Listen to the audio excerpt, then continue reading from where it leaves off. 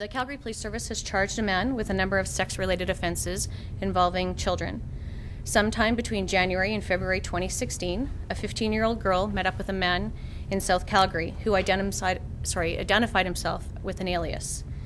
The girl had initially made contact with the man through a social media app called Whisper, which allows users to send and receive messages anonymously.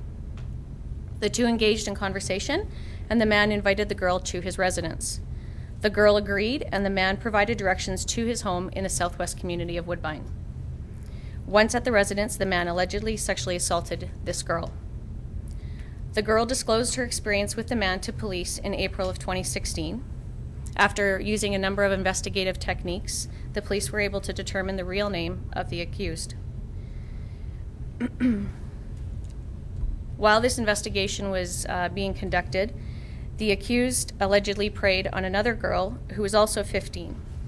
This girl met the same male who identified himself through another alias and began communicating with her on the same social media app. The two began communicating, and again, he invited her back to his residence in Woodbine. This young girl went to his residence in early February of 2016, and while there, he allegedly forced and sexually assaulted this young girl. The victim was lured again back to the residence a second time, and he again forced himself on her and sexually assaulted her.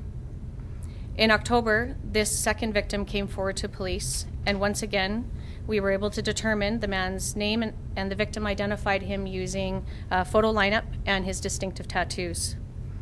Initial charges stemming from this incident were laid on Tuesday, August 30th in 2016 against Ian Patrick Wilson, 39 of Calgary. He was charged with 1 count of sexual interference with a child under the age of 16, 1 count of sexual assault, and 1 count of luring via telecommunications device. Based on the second investigation on Wednesday, November 16th, Wilson was charged with 2 counts of sexual interference with a child under 16, 2 counts of sexual assault, and 1 count of luring via telecommunications device. The Calgary Police encourages all victims of sexual assault or any other crime to report it to the Calgary Police non-emergency line at 403-266-1234 or attending any district office. I guess the fact that he preyed on 2 young girls in such a short period of time, both January, February, he wasn't arrested until August, or charged until August, that is. What's the likelihood? I mean, is it pretty possible that there could be more victims out there?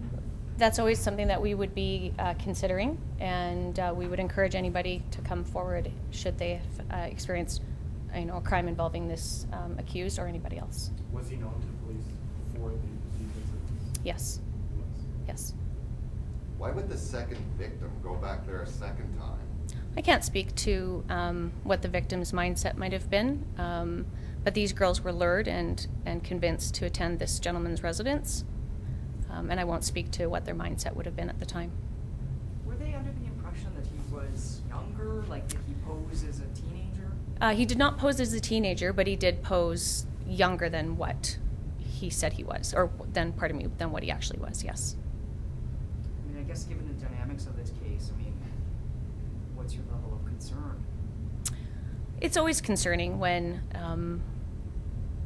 adults are taking advantage of young girls. It's concerning. Yeah, can you speak at all to the timeline of the investigation in terms of the investigative steps of when the first reports occurred to, finally getting towards the charges and the months in between? Can you just speak at all about what it took to identify the person, verify who would be accused, and get the charge? Could you just elaborate a little bit on the investigative process? Certainly. So the first victim didn't report until April of 2016. As I had mentioned earlier, the Whisper app is an anonymous, so you can sign up with aliases. So there's an investigative step, there's warrants that need to be written, production orders that need to be obtained in order to get information. So those are all lengthy, and when we're not dealing with computer devices or computer applications that are based in Canada, there's additional steps that need to be taken. How frustrating was that part, the fact that you're dealing with, the communication mechanism here is anonymous, so it obviously makes the process longer. I mean, how frustrating is that? Because, you're trying to investigate and you're kind of jumping through hoops because this was done anonymously. I think the biggest thing that we always need to be mindful of is that we present our best evidence. So this is just another investigative step that needs to be completed. Obviously, we want to, manage this as quickly as possible. So that's probably the frustrating part about it, but, we want to present our best evidence for certain. There used to be, it used to be just like Facebook, and now it's Twitter, Whisper, Tinder, Snapchat, all these kinds of other things. Is it making it a lot more harder, a lot more difficult to really crack down on these kinds of cases and these predators?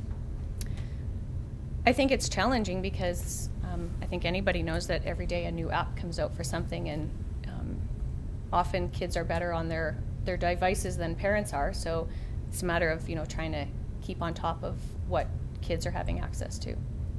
How important do you think is it for parents to really know what applications are using, what it means, the whole anonymous thing, like how important is it for them to have those open discussions? It's incredibly important. Parents need to have those conversations with their kids. What is safe communication? What are apps that are appropriate? There are age restrictions, if you will, on certain apps, but that doesn't necessarily mean that those are followed. So it's really important for parents to sit down, have honest conversations with their children, talk about what's safe practices, what apps are appropriate, and what they share in social media. You mentioned that he was known to police, the accused. Can you elaborate on what kind of charges or I cannot. same kind of area? I cannot elaborate. Do you know when he's in court next? That I don't know. He was arrested yesterday, and as of right now, I don't know what his status is. What if you just go again through from your, what he's been charged with again, and his name and what he's been charged with again? Names and yep, certainly.